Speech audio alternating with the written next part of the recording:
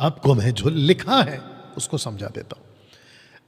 कहीं आप बाइबल के बाहर वाली स्तुति आराधना तो नहीं कर रहे हैं। दोस्तों, आपको मैं बताता हूं कि इसको बोलने के पीछे और आज इस विषय पे बात करने के पीछे मेरा मकसद क्या है।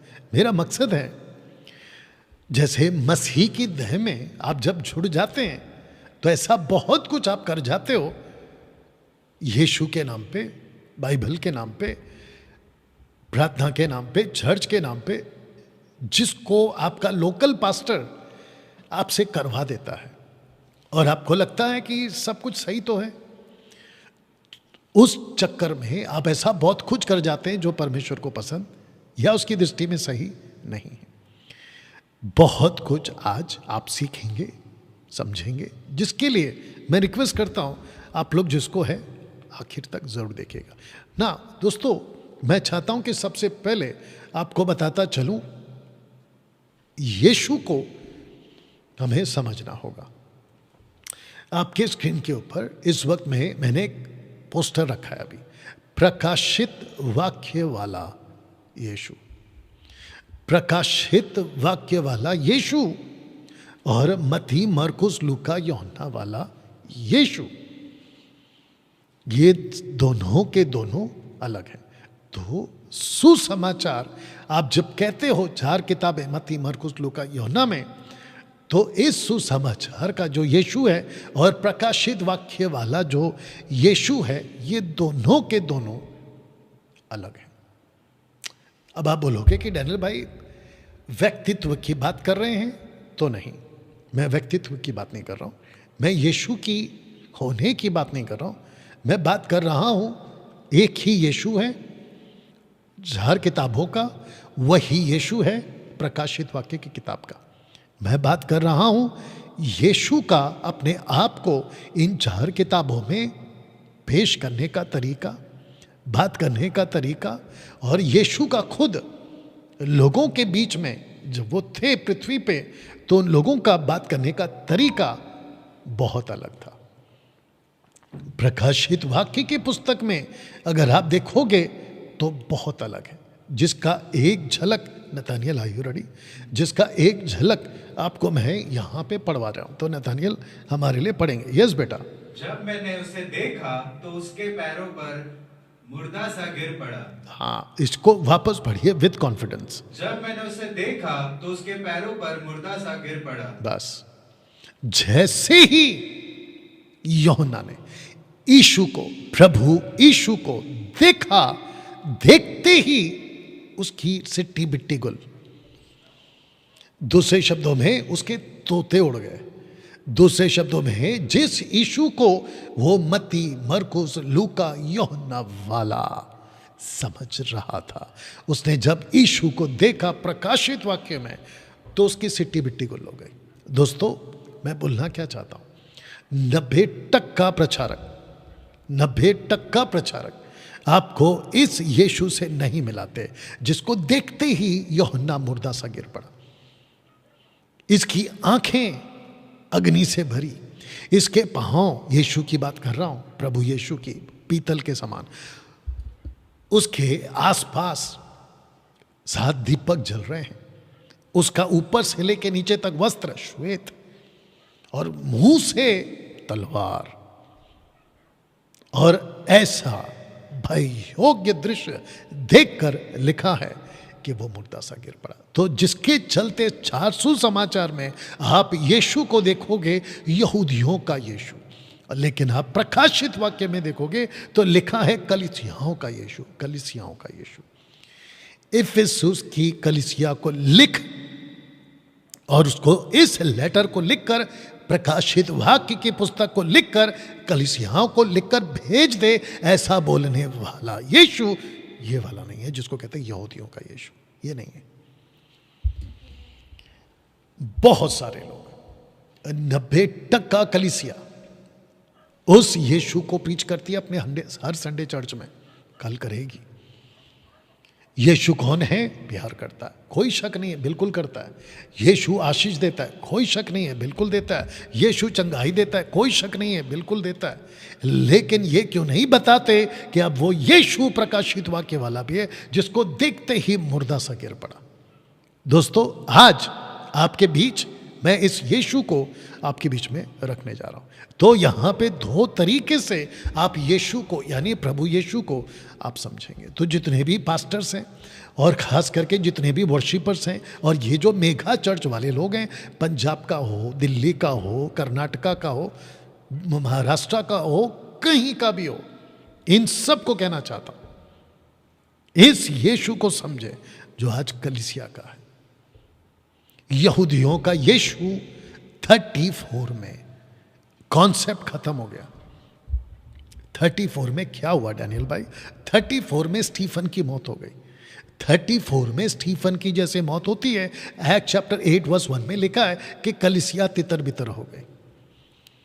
और जब कलीसिया पूरे दिशाओं में जाती रही, घूमती रही, उस वक्त में हुआ क्या? एक ऐसा शख्स आया जिसका नाम है पौलुस। उस पौलुस ने कलीसियाओं को, उस वक्त की कलीसियाओं को सिखाना, एजुकेट करना तैयार किया। ऐसे करते करते आप पहुंच गए 96 में। 96 में इस यीशु को मिलते हैं जो कलीसियाओं को बात करता है, कलीसियाओं से बात करता है। हाँ डैनियल भाई, प्रकाशित वाक्य वाला यीशु आज कैसा है? तो लिखा है कि प्रकाशित वाक्य वाला यीशु इतने गुस्से में क्यों? इतने गुस्से में क्यों है?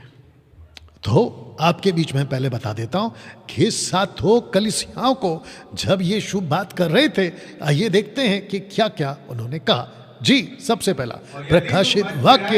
प्रकाशित वाक्य उसका 2 अध्याय वचन 5, आइए पढ़ते हैं। यस बेटा। यदि तू मन ना फिराएगा तो मैं तेरे पास आकर तेरी दीवट को उस स्थान से हटा दूंगा। या तो नीचे जो लाल में लिखा है ना, तेरे दिवट को उस स्थान से हटा दूंगा। दूसरा प्रकाशित वाक्य उसका 2 अध्याय वचन 9, जो लोग अपने आप को यहूदी कहते हैं और है नहीं पर शैतान की सभा है, उनकी निंदा को भी जानता हूँ। शैतान की सभा, डांट इतनी क्यों? फिर तीसरा 2 अध्याय वचन 16, अपने मुख की तलवार से उनके साथ लड़ूंगा। ओके। चौथा प्रकाशित वाक्य 2 अध्याय वचन 23, मैं उसके बच्चों को मार डालूंगा और मैं तुम में से हर एक को उसके कामों के अनुसार बदला दूंगा। ओके। उसके बाद में पांचवा प्रकाशित वाक्य 3 अध्याय वचन 2, मैंने तेरे किसी काम को अपने परमेश्वर के निकट पूरा नहीं पाया। ओके। उसके बाद प्रकाशित वाक्य उसका 3 अध्याय वचन 11, उसे थामे रह कि कोई तेरे मुकुट छीन ना ले।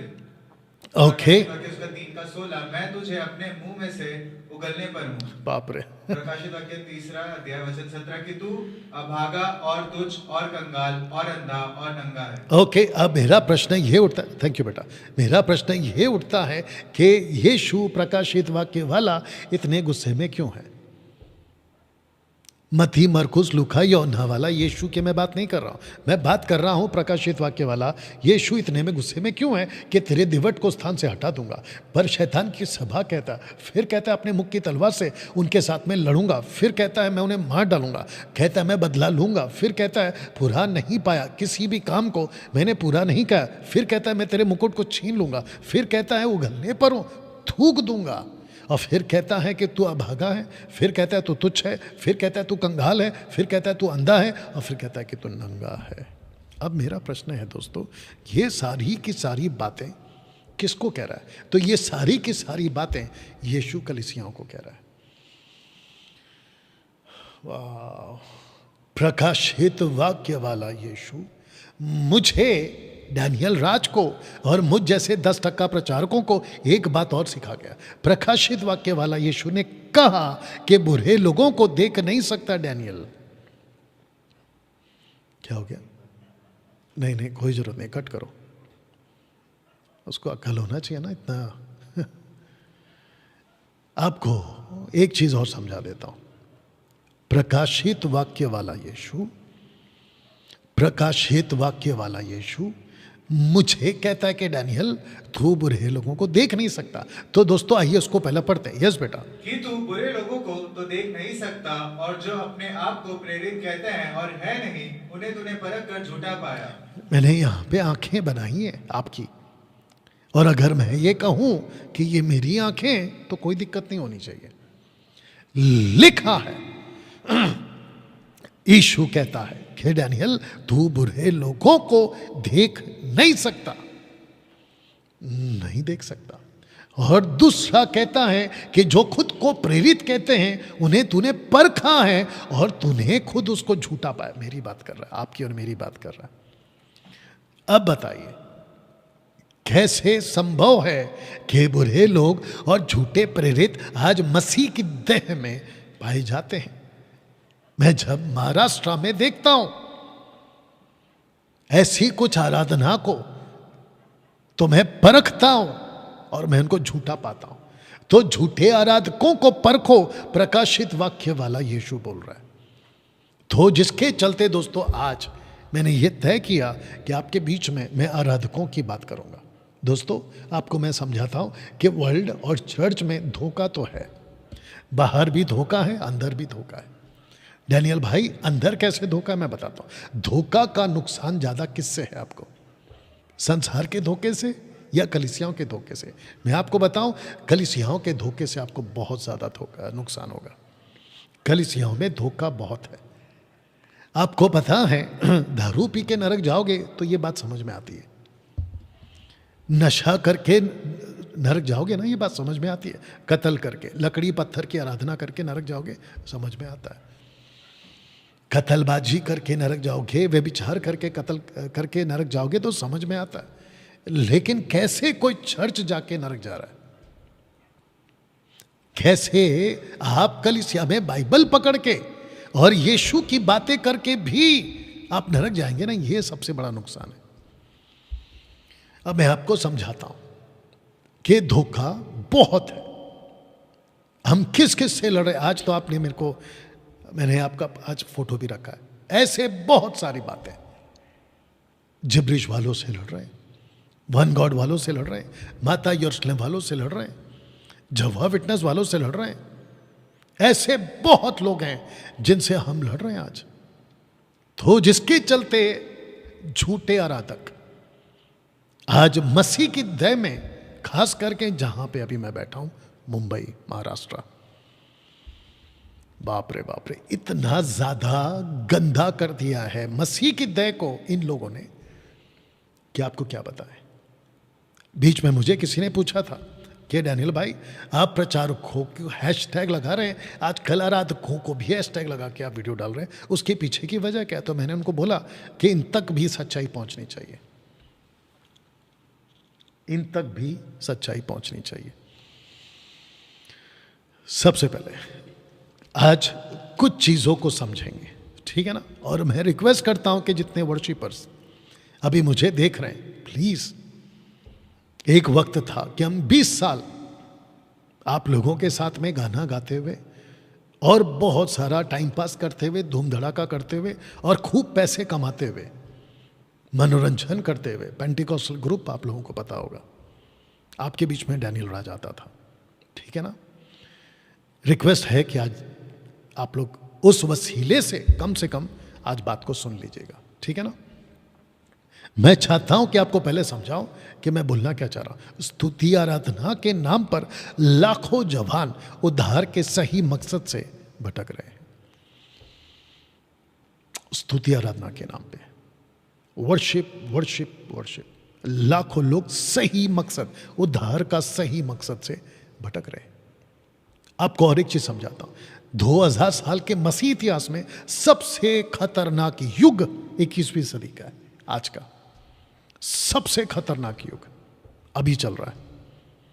आप सोच नहीं सकते कि इतना ज्यादा खतरनाक हो गया है आज का युग कि मैं आपको क्या बताएं, हम आपको क्या बताएं। मसीह की शिक्षा को इतना ज्यादा बिगाड़ दिया है कि मसीह जीवन जीना मुश्किल हो गया है, या मसीह जीवन जीना मुश्किल हो गया। देख लीजिए आप, अगर बाइबल की सही शिक्षा नहीं होगी ना, देखना चाहोगे, नरक जाना पक्का है, नरक जाना पक्का है। तो जिसके चलते मैं आप सबको बताना चाहता हूं, बी केयरफुल। आज आप अपना मसीह जीवन कहाँ जी रहे हैं, बी केयरफुल। तो दोस्तों, इस गड़बड़ी की दुनिया में जहाँ मसीह जीवन जीना बहुत मुश्किल हो रहा है, आपको बता देता हूँ, पहला फोटो देख लीजिए। पेंटिकॉस्टल, जिसको कहते हैं विलियम सीमोर, अजूजा स्ट्रीट, इसकी नकल बहुत हो रहा है। ऐसा एक, जिसको कहते हैं ना कि ऐसी बीज बो दी है कि कैरिस्मेटिक, पेंटिकॉस्टल और कुछ ऐसे कलीसियाओं ने पेंटिकॉस्टल मूवमेंट को इतनी तेजी से चला है आज कि मैं आपको क्या बताऊं। उसके बाद में ओनली जीसस, शेकर डेविड, ये देख लो, विलियम बर्नम, इतनी गंदी टीचिंग है कि क्या बताएं। पिता, पुत्र, पवित्र आत्मा के डिस्टिंक्ट पर्सनैलिटी को ही रद्द कर दे रहे, कहते हैं कि उनका अस्तित्व है ही नहीं। अब इससे गंदा टीचिंग क्या हो सकता है। फिर उसके बाद में माता यरूशलेम और ये रहा जहोवा विटनेस, और फिर जो बचा कुछ असर है वो जुडाइज्म। 613 कानून पतरस ने, पौलुस ने, यीशु जी ने कभी नहीं कहा कि तुम फॉलो करो, लेकिन इनमें से कुछ कानून हमको फॉलो करवा देते हैं और कहते हैं कि तुमको इसमें से कोई तो कानून मानना होगा, क्योंकि जुडाइज्म आ गया, खतना हो गया, फिर शब्बात हो गया, फिर सबसे ज्यादा बेड़ा गर्क आपका ताइत, दशमांश। इन सब को मैंने चौकड़ी मारा है, क्रॉस किया है। ये सब आपको नहीं करना है, क्योंकि ये शिक्षाएं प्रभु यीशु की नहीं है। उसके बाद इसको देखिए, टंग स्पीकिंग, और ऊपर से बिजनेस, और ऊपर से तेल पानी बेचना, रुमाल बेचना, और फिर पता नहीं कहां से आजकल के अपोस्टल्स, आजकल के so called cheater putter popcorn की तरह उछल उछल के आते हैं ना, वो फायर फायर फायर करते रहते हैं, जबकि इनको पता ही नहीं है। और इनमें से सबको चैलेंज दे रहा हूं, अगर इतनी हिम्मत है ना मेरी बात को अभी सुन के, तो डिबेट पे आओ और पब्लिक को उल्लू मत बनाओ। और इनको जितने भी फायर फायर करते हैं ना, इनको पूछो जाके कि बाइबल में कहाँ लिखा फायर। यूहन्ना बपतिस्मा देने वाले ने मत्ती का किताब 3 का 10, 11, 12 में उसने जो फायर की बात की है ना, वो कौन सी फायर की बात की है? वो नरक की फायर की बात की है, कि वो तो तुम्हें पवित्र आत्मा और आग, बपतिस्मा आग, और आग का बपतिस्मा किसी को नहीं मिला। और जब यीशु ने इस बात को दोहराया एक्ट चैप्टर 1 वर्स 4, 5, 6 में, तो कहता है कि यूहन्ना ने तो पानी से बपतिस्मा दिया, परंतु वो कहता है कि मैं तुम्हें माफ करना, पानी से बपतिस्मा दिया। यीशु कहता है मैं तुम्हें पवित्र आत्मा से बपतिस्मा दूंगा। आग उसने कभी नहीं बोला। अगर यीशु, और एक बोल देता यीशु के मुंह से आग का बपतिस्मा का स्टेटमेंट नहीं निकला है। अगर किसी ने कहा कि यीशु के मुंह से आग का बपतिस्मा का स्टेटमेंट निकला है, मैं उसको 1 लाख रुपए दे दूंगा। उसको 1 लाख रुपए दे दूंगा। यीशु के मुंह से कभी नहीं निकला कि मैं तुमको आग का बपतिस्मा दे रहा हूं। वो जॉन द बैप्टिस्ट ने बोला है, जॉन द बैप्टिस्ट ने, यीशु ने कभी नहीं बोला। और अगर यीशु जिस बपतिस्मा की बात कर रहे हैं ना, आग का, वो नरक का बपतिस्मा है। नरक की बात हो रही है, पवित्र आत्मा की बात नहीं हो रही। दोस्तों, आजकल तेल बहुत चल रहा है,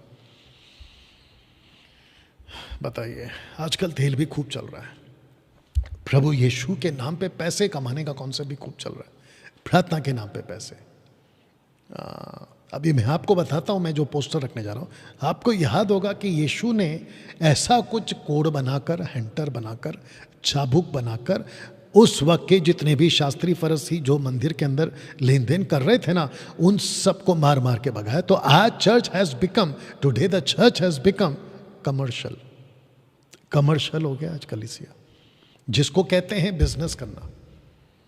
खूब पैसे कमाए जाते हैं यीशु के नाम पे, जबरदस्त तरीके से लोग जो है ना आज यीशु के नाम पे बिजनेस कर रहे हैं। वर्शिपर्स भी क्या कर रहे, रखूंगा थोड़ी देर में। बजाने वालों का रेट अलग, गाने वालों का रेट अलग, और आराधकों का इतना बड़ा रेट है कि कहते हैं कि कौन से होटल में रुकना है वो हम तय करेंगे। एक एक म्यूजिशियंस का क्या क्या रेट है वो हम तय करेंगे। उसके बाद में जो वर्शिपर है उसका रेट अलग है। एक प्रोग्राम का कितना चार्ज करेगा उसको ही पता है, और मेल आती है, आपको सबको पता है। कमर्शियल हो चुका है कलीसिया। 90% बाहर की आराधना जवानों को भटका चुकी है। यस बेटा, पढ़िए इसको। ये लोग होठों से तो मेरा आदर करते हैं, पर उनका मन मुझसे दूर रहता है। ये लोग क्या करते हैं? होठों से आदर करते हैं, परंतु इनका मन कहाँ है? दूर रहता है। मुझसे दूर है। ऐसे लोग हैं। इसलिए मैंने कहा था कि सच्ची आराधना जो प्रभु चाहता है उससे लोग भटक चुके हैं, उससे लोग भटक चुके हैं। स्तुति आराधना करने की सेवा, सबसे पहली बात, इस स्टेटमेंट को रख रहा हूं, बाइबल में है ही नहीं है, बिल्कुल नहीं है। स्तुति आराधना की सेवा बाइबल में बिल्कुल नहीं है। मैं बात कर रहा हूं सेवा की, मिनिस्ट्री की बात कर रहा हूं। स्तुति आराधना करना ये बाइबल में, मैं बात कर रहा हूं सेवा। कुछ लोग बात को समझते नहीं है मेरी, और फिर अनाप शनाप कमेंट डाल देते हैं। या सब ठीक है बेटा? ओके, जल्दी बताया करो। मैं कुछ सेकंड का पॉज ले रहा हूं और आपको यह पोस्टर ठीक से समझना होगा कि स्तुति आराधना की सेवा, सेवा मिनिस्ट्री बाइबल में नहीं है। या ओपन चैलेंज है मेरा, किसी को भी तुर्रम खान, मुंबई का, महाराष्ट्र का, पूना का, कहीं का भी आ जाए, या कहीं का भी आ जाए, या तो यहां पे आ जाए स्टूडियो में जहां पे अभी मैं बैठा हूं, या तो फिर जूम पे आके डिबेट करे कि डैनियल राज आपने कैसे कह दिया, या तो फिर वो लोग जो इनको फॉलो करते हैं वर्शिपर्स को। मैंने एक वीडियो देखा था, एक आदमी चर्च में घूमता है, वीडियो बनाते हुए माइक लेके कहता है कि तुमको कौन सा आराधक पसंद है, तो वो कहता उसका नाम, वह कहता उसका नाम, कोई कहता उसका नाम, तो फिर वहाँ पे रेटिंग चलती है किसका ज़्यादा नाम आया। यही लेके डूबेंगे तुमको नरक में। तब पता चलेगा कि आज का मेरा जो प्रीचिंग है, अगर इसको इग्नोर किया ना, तब आपको कीमत चुकानी पड़ेगी। अब एक कॉन्सेप्ट रखने जा रहा हूं दोस्तों, बुरी बाइबल गांव पर है या सिखाओ पर है? आपको पूछ रहा हूं मैं, गांव पर या सिखाओ पर? आइए कुछ पढ़ते हैं। यस बेटा। तब सिखाने वालों की चमक आकाश मंडल की सी होगी, और जो बहुतों को धर्मी बनाते हैं वे सर्वदा की नाई प्रकाशमान रहेंगे। ओके, तो नीचे का लाइन वापस पढ़ लो जहां पे तुम गड़बड़ कर चुके हो। बहुतों को धर्मी बनाते हैं वे सर्वदा की नाई प्रकाशमान रहेंगे। या तो सबसे पहला ऊपर क्या है? सिखाने वालों की चमक। नीचे क्या है? धर्मी बनाने वाले प्रकाशमान। यहां पे गांव शब्द कहां है? नहीं, आपको पूछ रहा हूं, यहां पे गांव शब्द कहां है? जितने यूट्यूब पर हैं और जितने फेसबुक पर हैं, प्लीज़ शेयर करिए, खास करके उन वर्शिपरों को, वो चाहे गुजरात के हो, पंजाब के हो, महाराष्ट्र के हो, मुंबई के हो, या साउथ के हो, या नॉर्थ के हो, उन सबको लिंक को भेज दो, बोलो देखो डैनियल राज क्या बोल रहा है। मैं वापस कहता हूं, स्तुति आराधना बाइबल की मिनिस्ट्री नहीं है। फिर मैंने कहा कि पूरी बाइबल में गाओ पर है या सिखाओ पर है? पूरी बाइबल किस पे है? गाओ पे है या सिखाओ पे? गाओ पे नहीं है, सिखाओ पे, देख लो। और एक पढ़ते हैं। यस बेटा, बाइबल के बाहर वाले प्रार्थना ने प्रेम शब्द का खूब सहारा लिया, पढ़िए। पर मुझे तेरे विरुद्ध यह कहना है कि तूने अपना पहला सा प्रेम छोड़ दिया। ये देख रहे हैं, अब जैसे ही प्रेम शब्द आया तो इन्होंने प्रेम को पकड़ लिया। भले देखा प्रेम करना। अब इसको पढ़ो।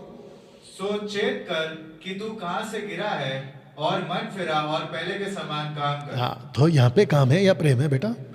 काम। तो हमको क्या करना है? काम। तो लेकिन इन्होंने आपको उल्लू बनाया। कहते हैं कि देखा, प्रभु से प्यार करो, प्यार करो, प्यार करो, प्यार।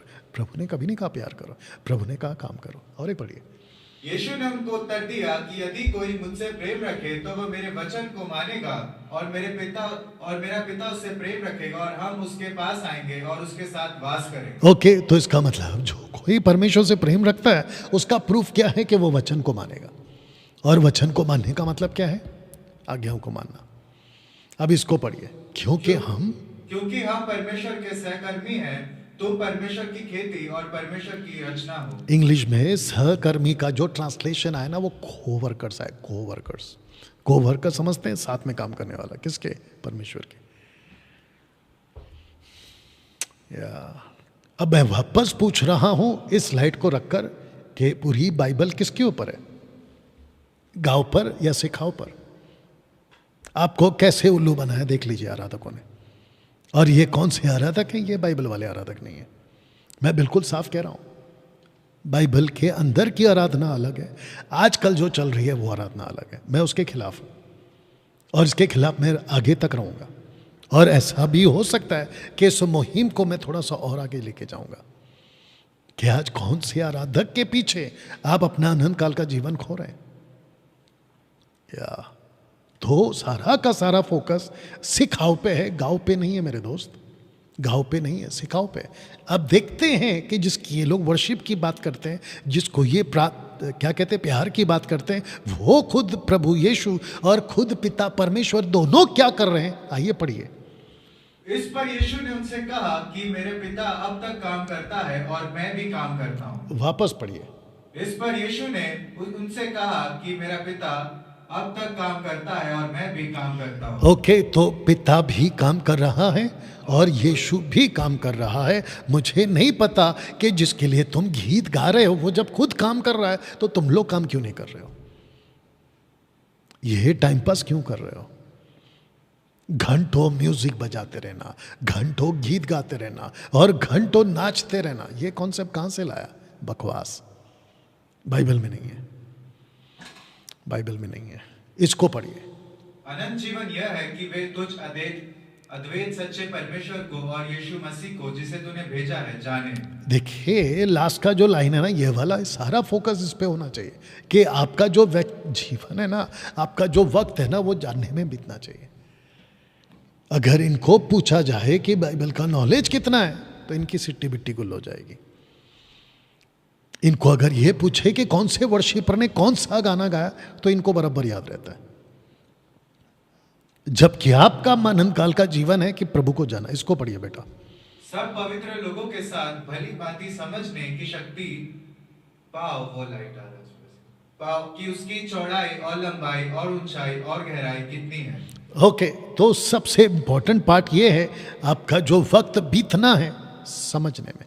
दूसरा लिखा है कि उसकी शक्ति पाओ, क्यों आपको पाना है उसकी चौड़ाई, उसकी लंबाई, उसकी ऊंचाई, उसकी गहराई। आपको इसको समझने में बिताना है वक्त। आज के जितने भी यूथ हैं, मुंबई के, महाराष्ट्र के, पूना के, गुजरात के, पंजाब के, इन सब वर्शिपरों को पूछना चाहता, क्या आपने परमेश्वर की ऊंचाई, गहराई, चौड़ाई को समझा है? या ऐसे ऐसे क्वेश्चंस अगर आ गए ना सामने, ऐसे क्वेश्चंस रखूंगा ना कि तुम्हारी जो लेवल है ना आत्मिकता की, वो पूरी की पूरी बाहर आ जाएगी। अब दोस्तों मैं आपको बताता हूं कि अर्ली चर्च क्या करता था। पढ़िए बेटा। और वे प्रेरितों से शिक्षा पाने, एक सेकंड, तो मैंने शिक्षा को ब्रैकेट किया, देखो सर्कल किया, तो लिखा है कि प्रेरितों से शिक्षा पाने, हाँ, और संगति रखने में, हाँ, और रोटी तोड़ने में, हाँ, और प्रार्थना करने में लौलीन रहे। तो इसमें हाईलाइट पॉइंट कौन सा है? पहला शिक्षा। और आप सबको उद्धार पाते, आपको क्या करना है? शिक्षा पाना है। आपको पता है, अपने दिल पे हाथ रख के जवाब दे देना तुम लोग। आप ऐसे कितने म्यूजिशियंस बाइबल पढ़ते तक नहीं है। म्यूजिशियंस तुम लोगों से बात कर रहा हूं। डैनियल राज, आपको कैसे पता? अच्छा इनके साथ था मैं, या इनके साथ था मैं। अभी इनको बोलो कि यहां पे हाथ रख के बोले कि ये लोग बाइबल पढ़ते हैं। मैं सबकी बात नहीं कर रहा हूं, लेकिन 90% म्यूजिशियंस को अगर आप पूछोगे अगली बार बाइबल कब पढ़ा था, तो उनको याद तक नहीं है। अरे वो छोड़िए, इनको पूछेंगे ना कि आपकी बाइबल कहाँ रखी है, उनको वो तक याद नहीं है। इनको वो तक याद नहीं है कि बाइबल रखी कहाँ है। म्यूजिशियंस, बजाने वाले, इनको पता ही नहीं होता है कि बाइबल है कहाँ उनकी। 90% यही है। तो शिक्षा तो दूर तक है। ये ऐसे लोग हैं जो खुद भटके हैं और सबको भटका रहे हैं। वर्शिपर्स जब इनके साथ जाते हैं ना, तो इनको पूछते हैं क्या कि तुमने बाइबल कितना पढ़ा, तुमने बाइबल की नॉलेज कितनी हासिल करी, तुमने शिक्षा कितनी हासिल करी? नहीं पूछेंगे। और अगर पूछ भी रहे हैं तो कौन सा बड़ा एहसान करे, क्योंकि वैसे ही बेड़ा गर्क होकर रखा है, वैसे ही गलत ट्रैक पे है। इसको पढ़िए बेटा। और जो उसके पास आते थे उन सब से मिलता रहा और बिना रोक टोक बहुत निडर होकर परमेश्वर के राज्य का प्रचार करता और प्रभु यीशु मसीह की बातें सिखाता रहा। तो कौन सिखा रहा है? पौलुस। किसको सिखा रहा है? जो आते थे उनको सिखा रहा है। अभी देखिए, पौलुस और पतरस से बड़ा प्रीचर आप और हम तो नहीं हो सकते। आप समझ रहे हो? हाँ, क्योंकि बुनियाद उन्होंने डाली। तो मेरा क्वेश्चन ये है, आज जैसे वर्शिप वर्शिप वर्शिप नाचना कूदना जो चल रहा है, तो इनको पूछेंगे कि भैया आप लोग क्यों नहीं कर रहे थे ये सब? वो सब छोड़ के तुम सिखाने पे क्या लग गए? वो छोड़िए, आइए इसको पढ़ते कि अपने चेलों को वो क्या करते थे। और जो बातें तूने बहुत गवाहों के सामने मुझसे सुनी है, उन्हें विश्वासी मनुष्यों को सौंप दे, जो औरों को भी सिखाने के योग्य है। वापस पढ़ो, ठीक से पढ़ो। और जो बातें तूने बहुत गवाहों के सामने मुझसे सुनी है, उन्हें विश्वासी मनुष्य को सौंप दे, जो औरों को भी सिखाने के योग्य हो। तो अब आप सोच के देखिए, पौलुस खुद सिखाता है, ये देख लीजिए। जिसको सिखाता है उसको क्या कहता है? तुम भी सिखाओ। और जो जिसको सिखाते हैं उसको कहता है तुम दूसरों को सिखाओ। देख लीजिए, यहां पे गाँव शब्द का है। आजकल के जवानों ने आसान वाला चुनाव कर लिया, इजी वाला, और उनको लगता है कि सिर्फ म्यूजिक बजाओ और सिर्फ गाना गाओ और चर्च में घंटों प्रैक्टिस करो, तो उनको लगता है कि वो मसीह जीवन अच्छा जी रहे। जबकि उनको पता ही नहीं है कि यीशु मसीह एक दिन, अभी मैं रखूंगा, एक दिन यीशु मसीह खुल के कह देगा मैं तो तुमको जानता तक नहीं हूं। तो बताइए, तो तुम्हारा बजाना गाना नाचना कूदना वो सब क्या हुआ फिर? ये तो वैसा हो गया ना कि आसमान से गिरे और खजूर में अटके। आपको मैं बता दूं कि ऐसा प्रचार इनके कानों में सुनना इनको पसंद तक नहीं है। बस इतना है कि मैं इन वर्शिपरों का नाम नहीं ले रहा हूं, जब जरूरत पड़ेगी तो जरूर लूंगा। या बाकी तो आप समझदार हैं, और जिसको कहते हैं ना कि समझदार को इशारा काफी है। मुंबई के जितने वर्शिपर्स हैं सबने आसान वाला काम चुन लिया। मुंबई का एक वर्शिपर है जो पहले मेरे चर्च में था, मेरे चर्च का हाउस चर्च लीडर था। उसने ऐसा कोई गाना बनाया टपोरी टाइप का, अगर आपको समझ में आ गया कि मैं किसकी बात कर रहा हूँ। उसको हमने चर्च से गेट आउट किया। उसके बाद में उसने सोचा कि क्यों ना मैं ऐसे ही करके जो है फ्लैट गा गा के फ्लैट खरीद लिया। याद आ गया होगा आपको किसकी बात कर रहा हूँ। ये ऐसे लोग हैं जो प्रभु यीशु को बेचने तक की ताकत रखते हैं। ये लोग यीशु के नाम को तो बेच खाए, लेकिन यहूदा स्कोरियत जैसा बेच दिया था ना, उतनी ताकत रखते हैं ये लोग। मसीह, इनको लगता है कि हम जो गाना गा रहे हैं और हमने जो एल्बम बनाई है और हम जो अभी वीडियो बना रहे हैं, क्योंकि आजकल सीडी का ज़माना चला गया, तो इनको लगता है कि हम बहुत बड़ा तीर मार रहे हैं। इनको एहसास तक नहीं है कि परमेश्वर प्रकाशित वाक्य वाला यीशु, मत्ती मरकुस लूका यूहन्ना वाला नहीं, प्रकाशित वाक्य वाला यीशु इनसे इतना ज्यादा छिड़ा हुआ है कि इनको अपने मुंह से थूकने पर है। या उद्धार पाने के बाद एक ही काम होता है आपका, लोगों को सिखाना। That's it. इसका प्रूफ दूंगा मैं आपको, पढ़िए बेटा। और उन्हें सब बातें जो मैंने तुम्हें आज्ञा दी है मानना सिखाओ, और देखो मैं जगत के अंत तक सदैव तुम्हारे संग हूं। अब मेरा प्रश्न ये उठता है कि जैसे ही कोई उद्धार पाता है, एक विश्वासी, उसका मैंडेट और मैंडेटरी स्क्रिप्चर मत्ती 28 का 19 और 20 है। 19 में क्या लिखा है?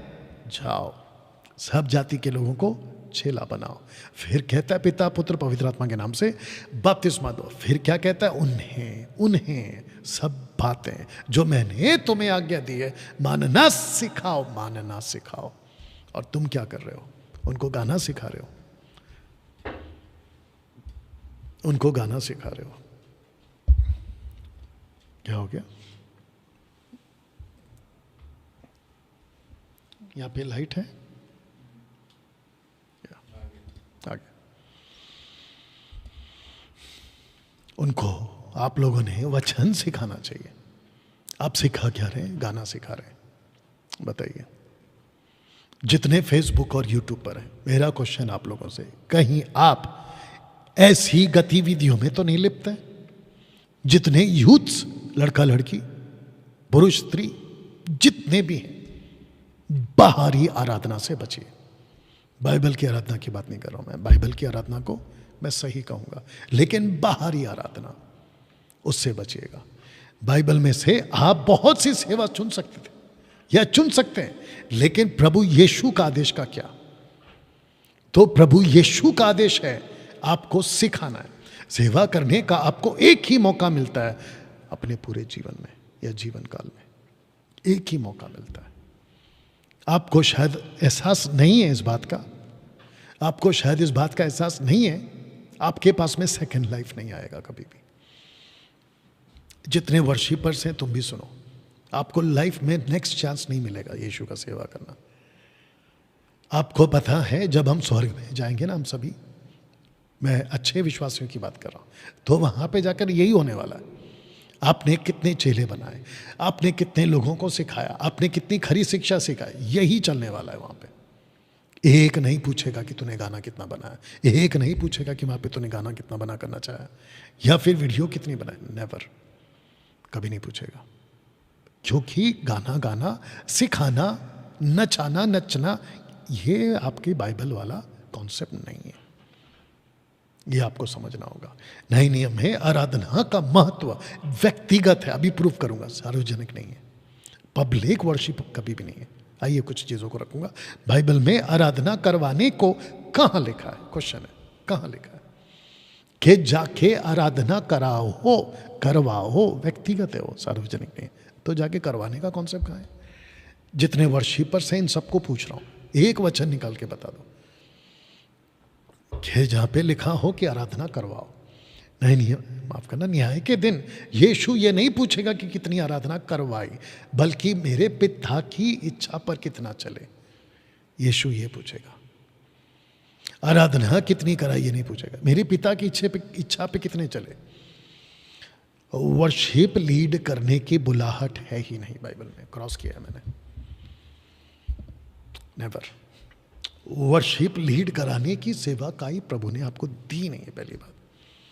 ना आत्मा के 9 वरदानों में एक भी दान, पवित्र आत्मा के 9 वरदानों में आपको नहीं मिलेगा, एक भी दान नहीं मिलेगा। किसका? आराधना का।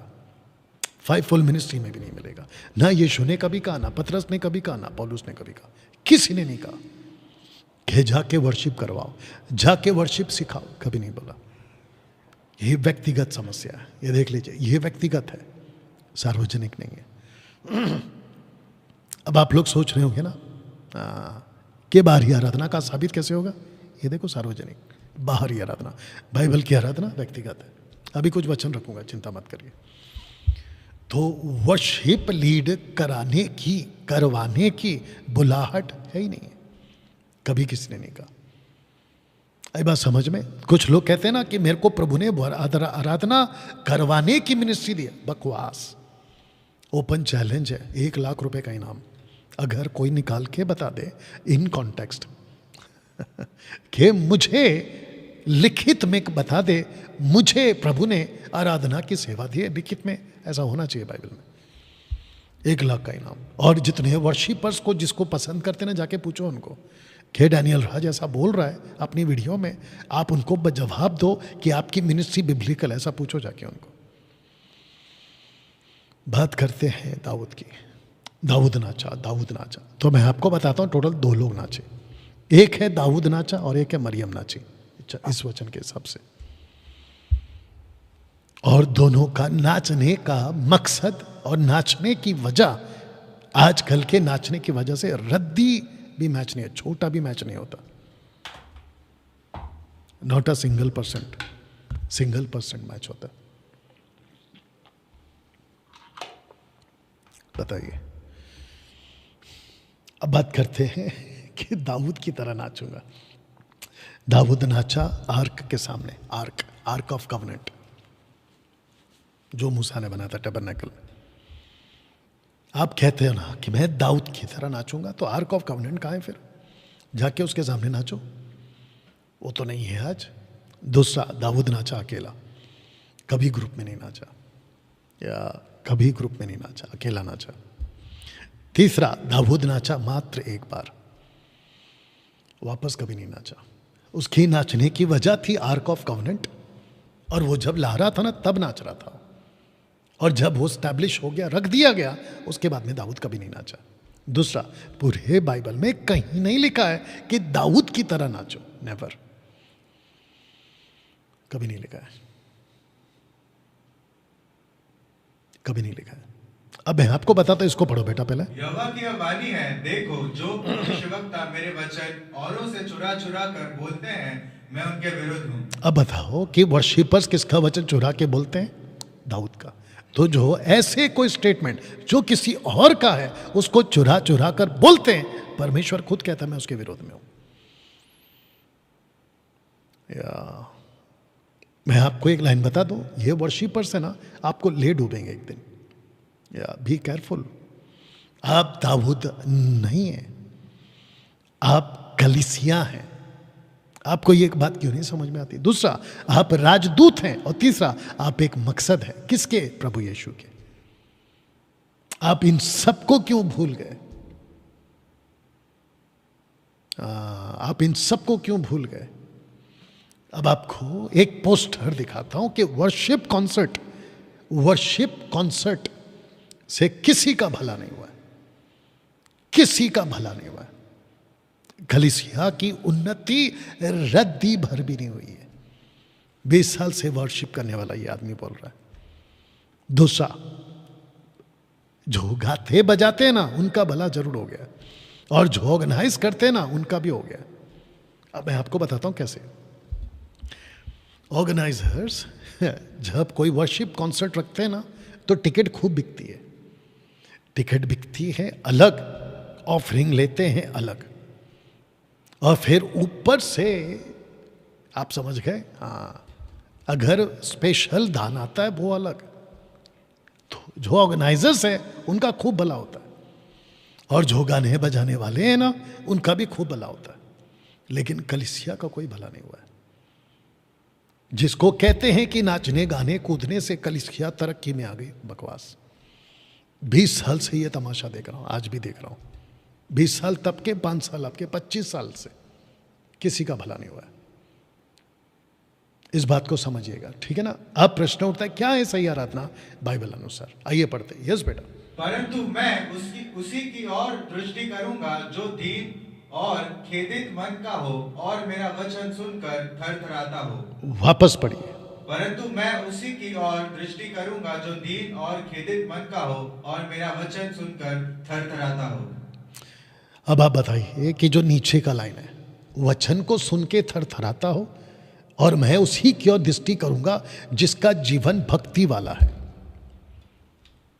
भक्ति वाला है, इसको पढ़िए। बादल के कारण, और बादल के कारण याजक लोग सेवा टहल करने को खड़े ना रह सके, क्योंकि यहोवा का तेज परमेश्वर के भवन में भर गया था। आराम से पढ़ बेटा, वापस पढ़।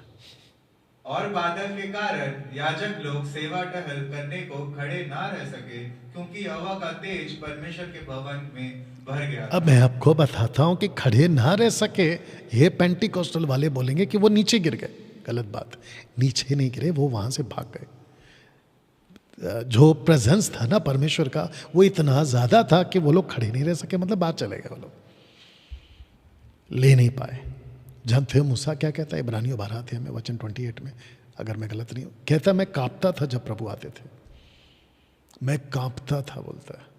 बताइए, ऐसा प्रेजेंस वाला परमेश्वर जिसको तुम नाचते कूदते कपड़े का ठिकाना नहीं, कौन कैसा गिर रहा है, कौन कैसा नाच रहा है, और ऊपर से पूरी की पूरी मस्ती। अब बताओ कि जो परमेश्वर के सामने खड़े नहीं रह सके और थर थराते हैं, उसके सामने तुम ये सब कर रहे हो, ये नहीं है आराधना। बाइबल की आराधना अलग है और बाहरी आराधना अलग है। बाइबल की आराधना को समझते हैं और एक वचन को। यस बेटा, इसको पढ़िए। जब मैंने उससे देखा तो उसके पैरों पर मुर्दा सा गिर पड़ा, और उसने मुझ पर अपना दाहिना हाथ रखकर यह कहा कि मत डर, मैं प्रथम और अंतिम और जीवता हूँ। लास्ट का वापस पढ़ ले। मैं प्रथम और अंतिम और जीवता हूँ। मत डर, मैं प्रथम और अंतिम और जीवता हूँ। ऐसा मतलब क्यों कहा? क्योंकि लिखा है कि मैंने जब उसको देखा तो मैं मुर्दा सा गिर पड़ा। इसका मतलब क्या है?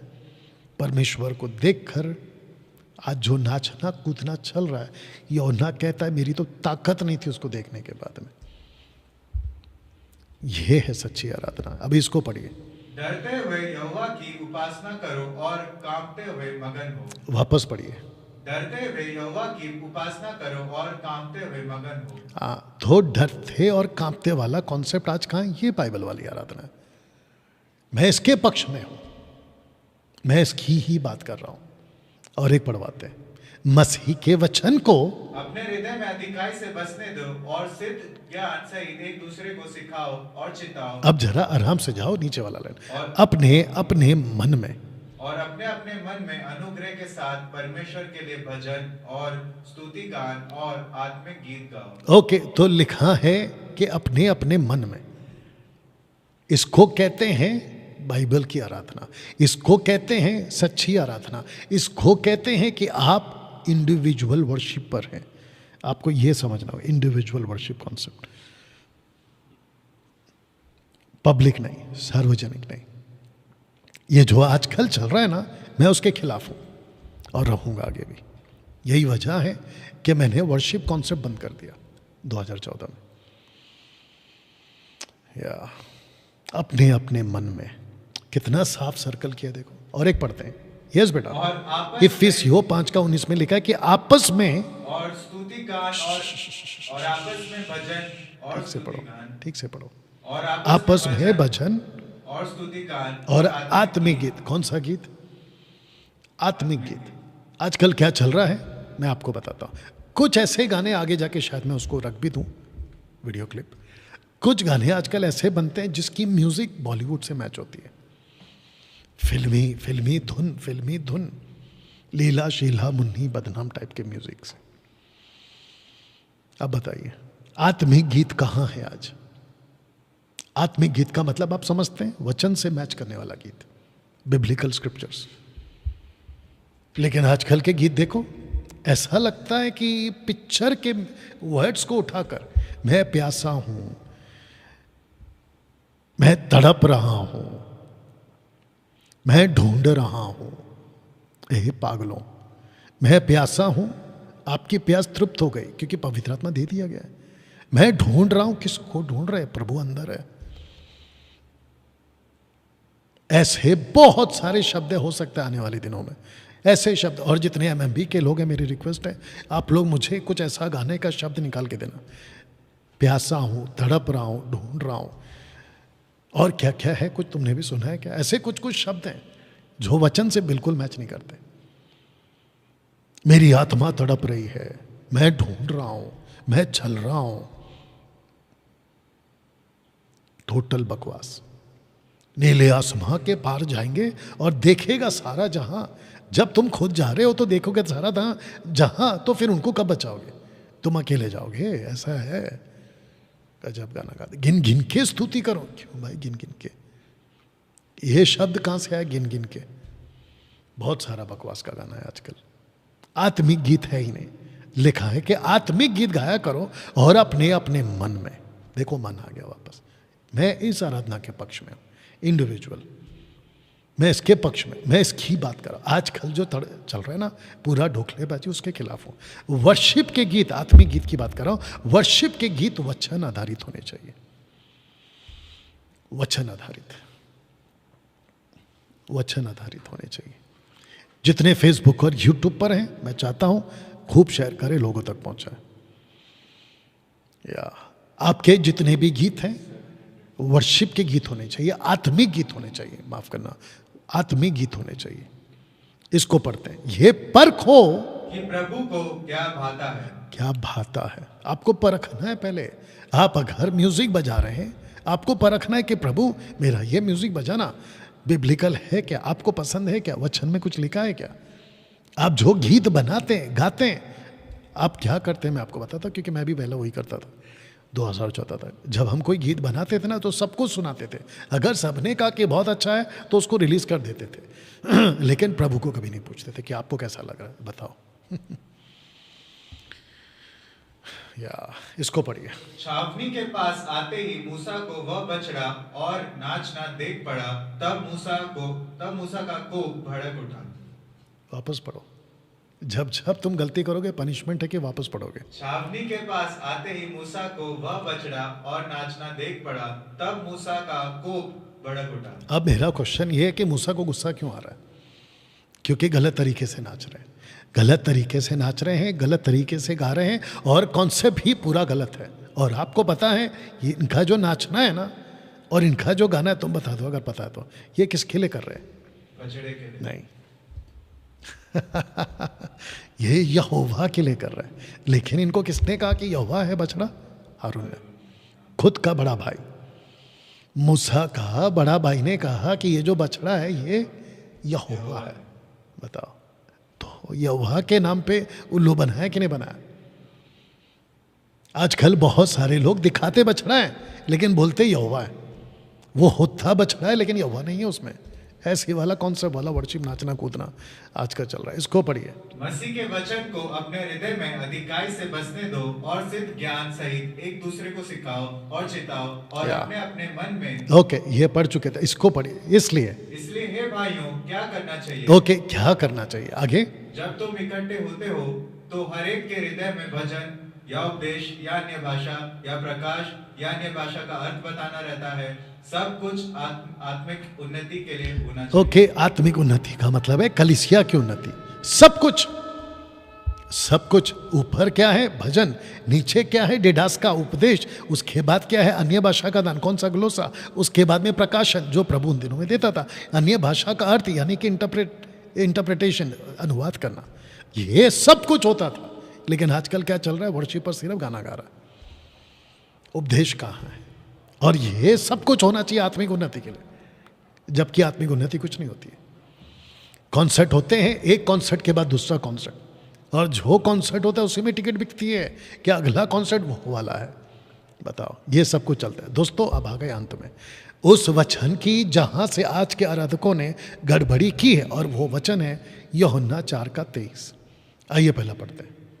परंतु वह समय आता है, वरन अब भी है, जिसमें सच्चे भक्त पिता का भजन आत्मा और सच्चाई से करेंगे, क्योंकि पिता अपने लिए ऐसे ही भजन करने वालों को ढूंढता है। वर्शिपर्स, वर्शिप करने वालों को ढूंढता है, आराधकों को ढूंढता है। और इस वचन का सहारा लेके खुद तो उल्लू बने, लाखों लोगों को उल्लू बना दिए। वर्शिप कॉन्सर्ट के नाम पे, वर्शिप के नाम पे इंस्टीट्यूट खुल चुके हैं, वर्शिप स्कूल खुल चुके हैं। कैसे गाना है, कैसे बजाना है, क्या करना है वर्शिप के नाम पे, just because of the scripture. और ये इस स्क्रिप्चर का असली कॉन्टेक्स्ट रखने जा रहा। इस घटना के पीछे डिवाइडेड नेशन का इतिहास था। जब यीशु ने इस वचन को बोला था ना, तो डिवाइडेड नेशन का कॉन्सेप्ट है। 10 गोत्रों का इज़राइल, यह 10 गोत्र वाला इज़राइल का कनेक्शन है। अब मैं आपको बताता हूं ये क्या है। इसको बताकर आज की जो बातें हैं, आशा करता हूं कि आप लोग समझ भी रहे हैं, फिनिश करूंगा। दोस्तों, सबसे पहला 10 गोत्र का कब्जा अशेरियंस वालों ने किया था इज़राइल पे।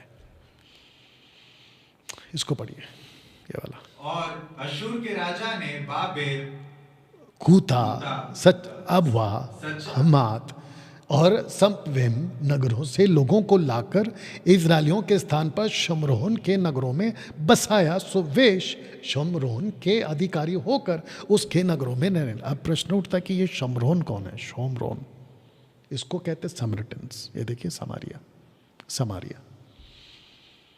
अब मैं आपको बताता हूं कि ये जो औरत है, ये कौन है? ये औरत, ये सामरी औरत है। सामरी कौन थे उन दिनों में? इजरायली थे। कौन से इजरायली? एक राष्ट्र। शाऊल से शुरू हुआ, एक राष्ट्र। दाऊद तक पहुंचा, एक राष्ट्र। राजा सुलेमान तक पहुंचा, एक राष्ट्र। राजा सुलेमान के बाद जब वो मूर्ति पूजक बन गया, तो इजराइल का 2 टुकड़े हो गए। एक हो गया नॉर्दर्न और एक हो गया सदर्न। नॉर्दर्न के किंगडम में 10 गोत्र चले गए। अशेरियंस वालों ने कब्जा किया। अशेरियंस वालों का जो कैपिटल सिटी है उसको कहते हैं सामरी। और ये औरत वहीं पे बैठी थी। तब यीशु ने कहा कि जिसको तुम आराधना करते हो, मैं उसकी बात नहीं कर रहा हूं। इसलिए उसने कहा कि सच्चे आराधक, ये वाला सच्चे आराधक 10 गोत्र से नहीं आएंगे। सच्चे आराधक यहूदिया से आएगा, यानी यीशु से आएगा। ये वो कॉन्सेप्ट है। और इसको उठाकर आज के वर्शिपरों ने अलग से ले लिया। और एक बताता हूं, इजरायली 2 भागों में बट गया था। द 2 किंगडम, एक है किंगडम ऑफ इजराइल और दूसरा है किंगडम ऑफ जूडा। किंगडम का इजराइल किसको कहते हैं? 10 गोत्र को, ठीक है ना। बेबीलोनियन एंड अशेरियंस, इन दोनों ने कब्जा किया था। इन दोनों ने क्या किया? अशेरियंस वालों ने 10 गोत्र पे कब्जा किया, जूडा ने 2 गोत्र पे कब्जा किया। बेंजामिन साथ में डाल देंगे। तब जाकर 2 ट्राइब्स एंड 10 ट्राइब्स का कॉन्सेप्ट है। जो 2 ट्राइब्स है वो रहोबियाम को, और जो 10 ट्राइब्स है वो जेरोबाम को मिल गया। जिसके चलते एक प्रॉफिट आया था, अहिया ने चादर ली, उसके 12 टुकड़े किए, 10 दिए नौकर को, और एक गोत्र बोलेंगे बट वो 2 में आ जाएगा, उसको दिया जाकर अपने बेटे को, रहोबाम को। एक गोत्र ऊपर देख लीजिएगा। तब जाकर 2 टुकड़े हो गए, north and south, northern and southern kingdom. तो जो नॉर्दर्न किंगडम है उसके कब्जे में गया 10 गोत्र, और जो सदर्न किंगडम है उसके कब्जे में गया यरूशलेम।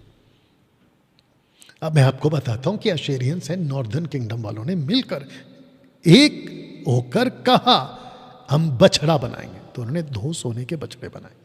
उसकी वजह क्या है कि हमको यरूशलेम ना जाना पड़े। मैं आपको प्रूफ भी करूंगा। सोने के 2 बछड़े बनाए, उनको कहा कि हम यरूशलेम नहीं जाएंगे। पढ़िए, तो राजा ने सम्मति लेकर सोने के 2 बछड़े बनाए और लोगों से कहा यरूशलेम को जाना तुम्हारी शक्ति से बाहर है। क्योंकि यरूशलेम में परमेश्वर था, यरूशलेम में मंदिर बन रहा था। एस्तर, एजरा, नेहमाया ने मंदिर बनाया था दानियल की 70 वीक्स की प्रोफेसी के हिसाब से। और ये सारा सब्जेक्ट हम बाइबल कॉलेज में सिखाते हैं। इसलिए वे इज़राइली अपने देवताओं को देखो, जो तुम्हें मिस्र देश से निकाले। हे इज़राइली अपने देवताओं को देखो। तो आरोन ने क्या कहा? बछड़े को देखो, यहोवा है। 2 बछड़े बनाए, बोला यहोवा है। बताओ, आगे देखो, आगे पढ़ो। देखो, देश से निकाल लाए हैं। तो उसने एक बछड़े को बेतेल और दूसरे को दान में स्थापित किया। ये जो दान है ना, ये बड़ा डेंजर गोत्र है। एनीवे, उसके ऊपर फिर कभी बात करो। तो वजह 2 बछड़ों को बनाने की ये रहा वजह। यदि प्रजा के लोग यरूशलेम में बलि करने को जाएं, तो उनका मन अपने स्वामी यहूदा के राजा रहोबियाम की ओर फिरेगा, और वे मुझे घात करके यहूदा के राजा रहोबियाम के हो जाएंगे। हाँ, तो इसका मतलब ये है कि हम यरूशलेम नहीं जाएंगे। तब जाकर यीशु ने कहा था कि हे औरत, उद्धार यरूशलेम से, यहूदिया से, और जो सच्चे आराधक है वो यहूदिया से। तो कॉन्सेप्ट है ना, आराधना का, वर्शिप का नहीं बात हो रहा है, बात हो रहा है सच्चे परमेश्वर को जानने का। और पीछे का बैकग्राउंड कौन है? इज़राइल का 2 डिवाइडेड नेशन है। मनुष्य का एक बहुत बड़ा धोखा आपके बीच में रखने जा रहा हूं। धोखा ये है कि जो शिक्षा पहले सुनता है वही सही लगती है। इसीलिए आपको आज की मेरा ये जो टॉपिक है आपको शायद अलग लगेगा। क्यों? क्योंकि आपका प्रॉब्लम ही है, आप जो पहले सुनते हो आपको वही सही लगता है।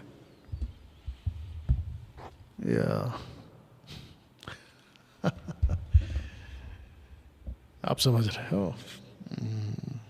आपको जो पहले तो सुनाई देता है ना, वही सही लगता है।